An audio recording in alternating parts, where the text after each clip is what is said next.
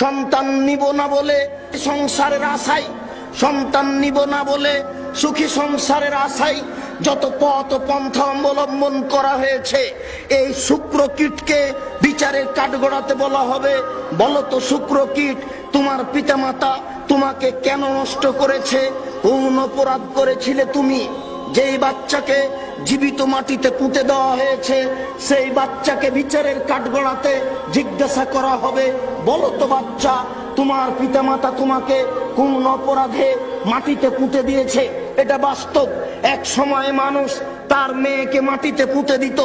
তাই আল্লাহ তাআলা বলেন, ওয়াইদা বুশরা আহাদুহুম বিলউনসা যাল্লা ওয়াজহুহু মুসআদ্দান ওয়া হুয়া কাযীম ইয়াতাওয়ারা মিনাল কওমি মিন সুই মা বুশরা বিহি আয়ুমসিকুহু আলা হুনিন আম ইয়াদুসসুহু ফিত তুরাব।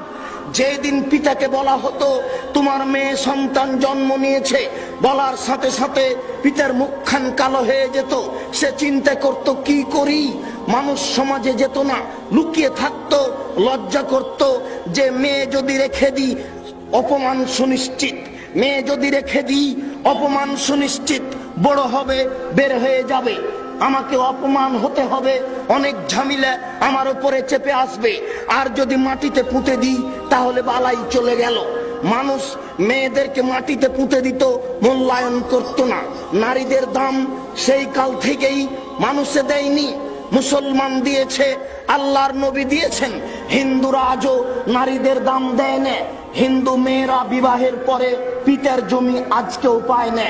সেই কালে মানুষ মেয়েদের দাম দিত না, এই কালে হিন্দুরা মেয়েদের দাম দেয় না। ইহুদি খ্রিস্টান কোনোদিনই নারীদের দাম দেয়নি, আজও দেয় না।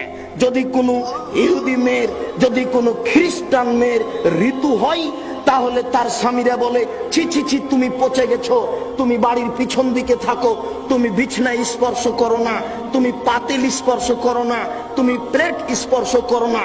তাহলে তারা নারীদেরকে ঘৃণা করে, হিন্দু নারীদের ঘৃণা করে, ইহুদি নারীদের ঘৃণা করে, খ্রিস্টান নারীদের ঘৃণা করে। আর অতীতের লোকেরা নারীকে জীবিত মাটিতে পুঁতে দিত। পক্ষান্তরে নবী করিম সাল্লাল্লাহু আলাইহি সাল্লাম নারীদের মান দিয়েছেন।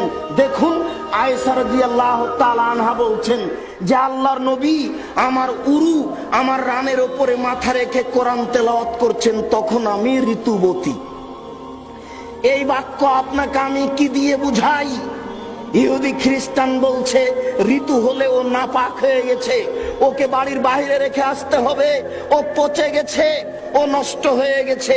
আর আয়েশা রাদিয়াল্লাহু তাআলা বলছেন যে আল্লাহর নবী আমার উরু রানের উপরে মাথা রেখে কোরআন তেলাওয়াত করেন, তখন আমি ঋতুবতী। আয়েশা রাদিয়াল্লাহু তাআলা বলেন যে আমি গিলাসে পানি পান করে কিছু পানি রেখেছি, নবীর হাতে দিয়েছি, তিনি গিলাসটা নিয়ে ফাওয়াজা ফাহু ফিমোজে ফিয়ে, যেখানে আমি মুখ লাগিয়ে পানি পান করেছি সেখানে তিনি মুখ লাগিয়ে পানি পান করেন, তখন আমি ঋতুবতী। আয়েশা রাদিয়াল্লাহু তাআলা আনহা বলেন এখন গোশতের টুকরা মুখে নিয়ে ছিঁড়ে খেয়ে নবীর হাতে দিয়েছি, আল্লাহর নবী গোশতের টুকরার ওখানে মুখ লাগিয়েছেন যেখানে আমি মুখ লাগিয়ে গোশত ছিঁড়ে খেয়েছি, তখন আমি ঋতুবতী। দেখেন তো আল্লাহর নবী নারীদের কত দাম দিয়েছে। এই বোকা শ্রেণীর 3 নাম্বার মহিলারা বলছে যে সমঅধিকার দিতে হবে, ইসলাম আমাদের মূল্যায়ন করে।